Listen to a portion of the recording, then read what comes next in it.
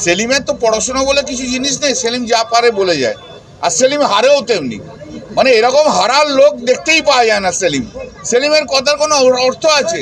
সেলিম বড় বড় কথা বলে, যে সেলিম বলে যে না আমরা সিকিউরিয়ার হেন তেন, কিন্তু সেলিম ক্যান্ডিডেট হওয়ার সময় যেখানে মুসলিম ভোট বেশি হয়েছে সেখানে যায়।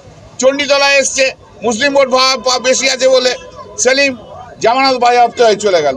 সেলিম গেল মুর্শিদাবাদে, যেখানে মুসলিম ভোট বেশি আছে সেখানে আবার হেরে চলে এলো। সেলিমকে একটু বলুন না, যেখানে হিন্দু ওরিয়েন্টেশন বেশি আছে সেখানে সেলিম এবার দাঁড়াক, বাড়ি ও উড়ে চলে যাবে। সেলিম একটা লোক হলো যে তার সঙ্গে তার কথার উত্তর দিতে হবে। সেলিমে শুনুন, একটা কথা বলবো, ওদের কেলেঙ্কারির কোনো শেষ নাই।